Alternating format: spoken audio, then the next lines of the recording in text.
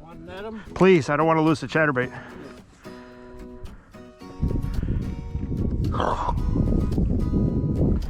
Boy, he knocked the socks off of that thing too.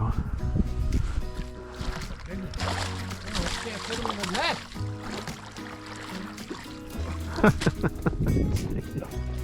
Oh my God. Hello and welcome to Bass Fishing 202. I'm your host, Lance Perticone. Before we dive into today's lesson, I'd like to announce that as of this taping, Bass Fishing 202 has reached the 100 subscriber milestone. I want to say thank you to all of you. It's very gratifying to me that I'm providing meaningful tips for you and our great sport of bass fishing.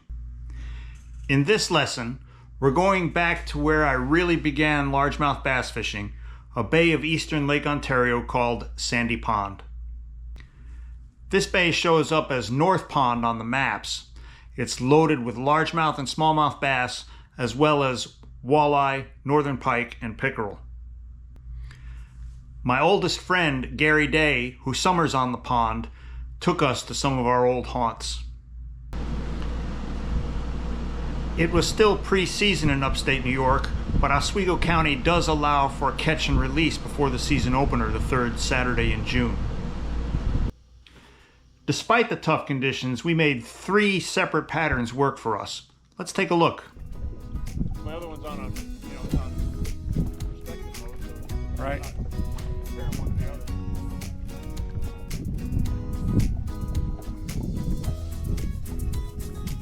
Now I was watching this professional guys rigging up a killing them. Ooh, that's a big smallie. Oh. Bigger than I thought, actually. Yeah, they said it's a big one. Yeah. Oh, come on. Come on. That's a good one. Your first New York bass. First smallmouth of the year. Yeah. You got a scale with it? Yes. Pattern 1 was offshore rocky shoals. These were humps of small, rounded rocks with scattered weeds on top and with denser weeds in the surrounding deeper water. The baits that got most of our bites on these spots were a chatterbait, and I was using a half ounce chatterbait to get it down a little bit deeper, and this 3.3 inch Kitech swim bait on a darter head jig. Molly. Is that right or what?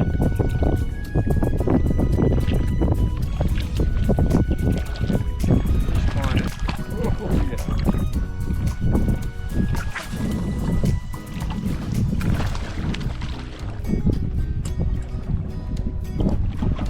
One thing about this boat is a lot farther down to the water.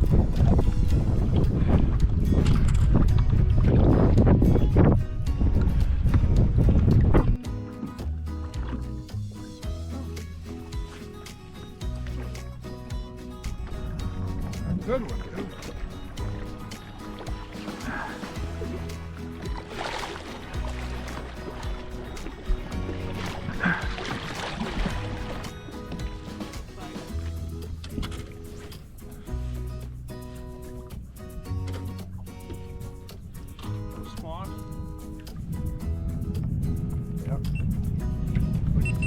Lead some of this stuff. 2.7. Pattern number 2 was fishing the flats along rocky shorelines. Pretty sure the fish had been spawning there a couple weeks before the cold, nasty weather came in. Once again, the Kitech swim bait, 3.3 inch with a 1/4 ounce darter head jig, was the primary bait for catching these bass, but some of the fish were also caught on a 5-inch Texas rigged yum dinger. Ooh, there's one here.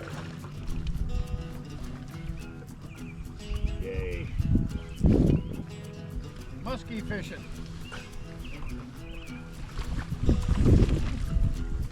We found him. Double. Second double of a day. And I just had to let push.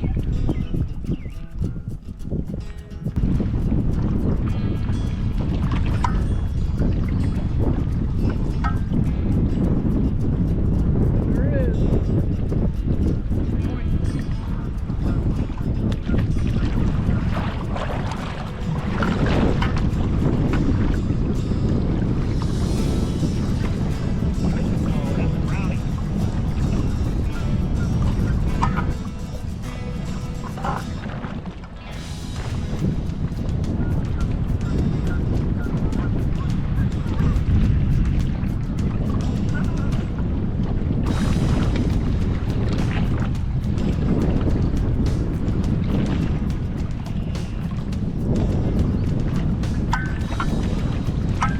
Pumpkin and red. Oh, got him. What is it?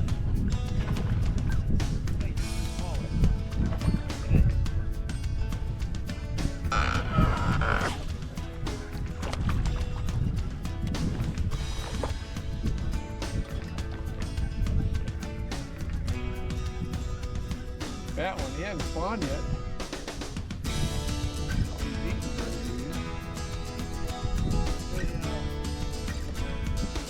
2.75 smallmouth.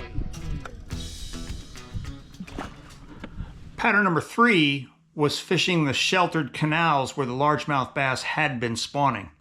Now the cold weather pushed most of these fish away from the bank, if not out of the canals altogether, but still we were able to catch some quality fish on a Nico-rigged Nico fatworm and on our standard Texas rigged 6-inch lizard.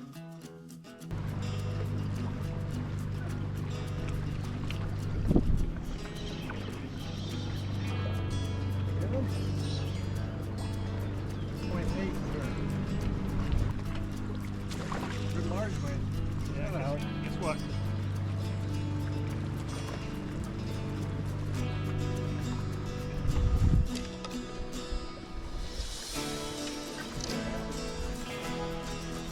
That's the size I was catching in 320. Real big. He wasn't right on the wall though, was he? No, he was out. No, fell all the time.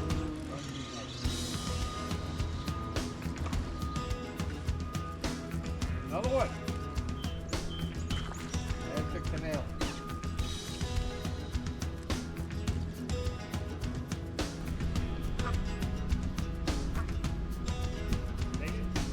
Yes, took it. That is big. That was sight fishing 101 right there.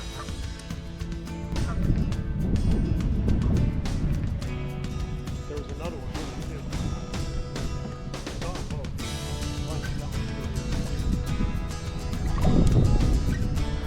There was another one with it too. I saw them both.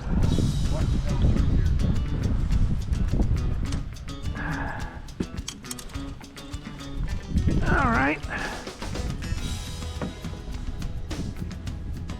Right there.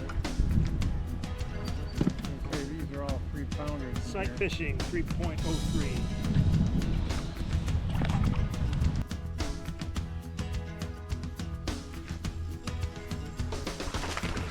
Yeah.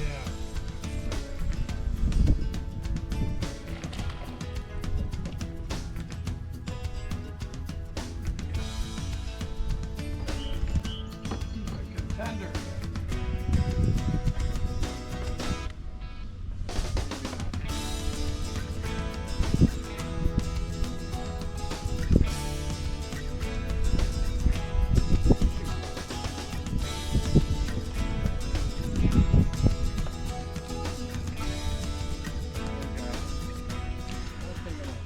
At the end of this cold, windy day, we tallied 16 largemouth bass, 3 smallmouth bass.